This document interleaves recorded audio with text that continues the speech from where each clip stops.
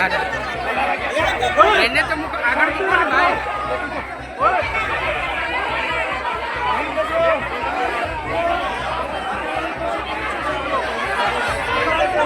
બેજા પેલો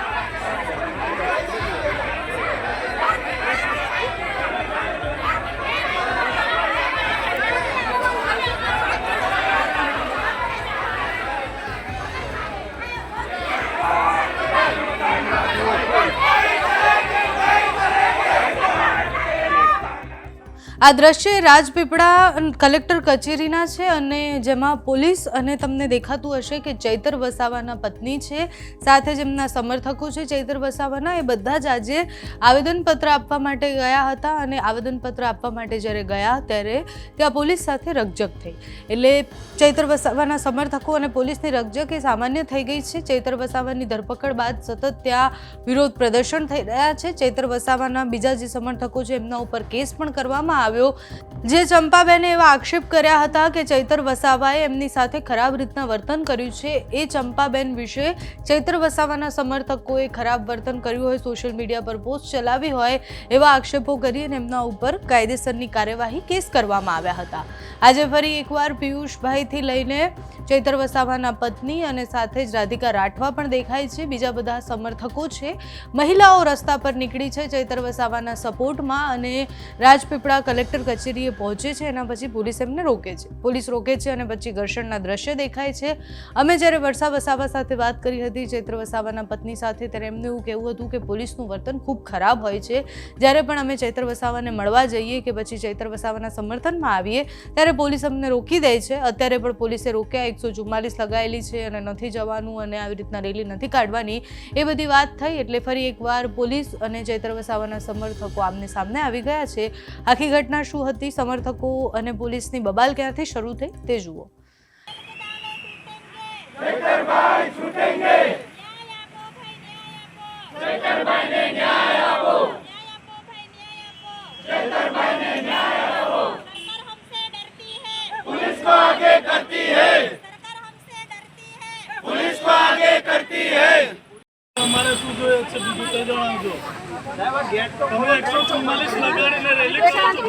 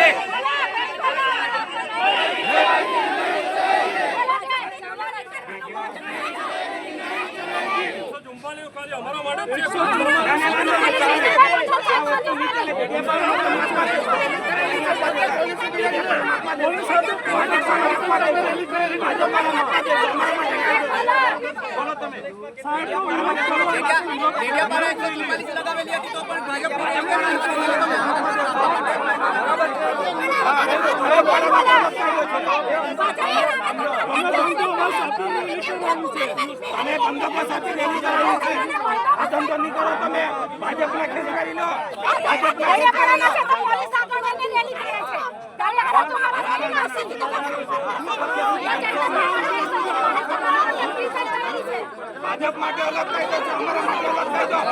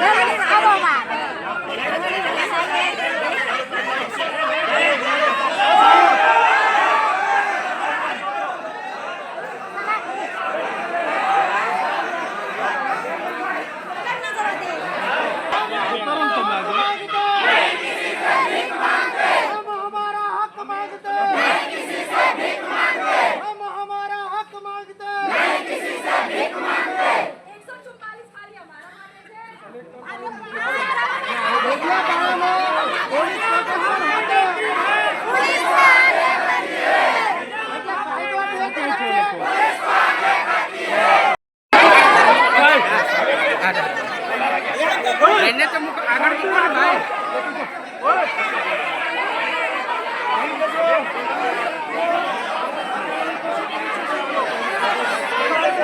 બે જા પેલો.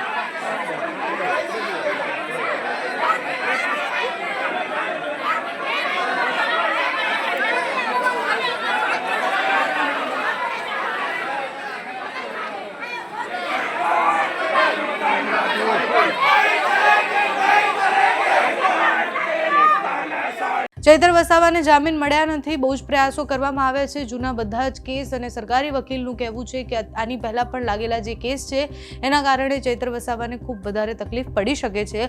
આગળ જતાં જામીન મળે છે કે કેમ, કેવી રીતના ચૈતર વસાવાનો કેસ લડાય છે, જોવાનું રહ્યું. તમારું આ વિષય પર શું માનવું છે અમને કમેન્ટ્સમાં જણાવજો. અત્યારે આ વિડીયોમાં બસ આટલું. જો તમે અમને યુટ્યુબ પર જોઈ રહ્યા હોય તો સબસ્ક્રાઇબ કરજો, ફેસબુક પર જોઈ રહ્યા હોય તો ફોલો કરજો, અમારા વિડીયોને લાઇક અને શેર કરજો.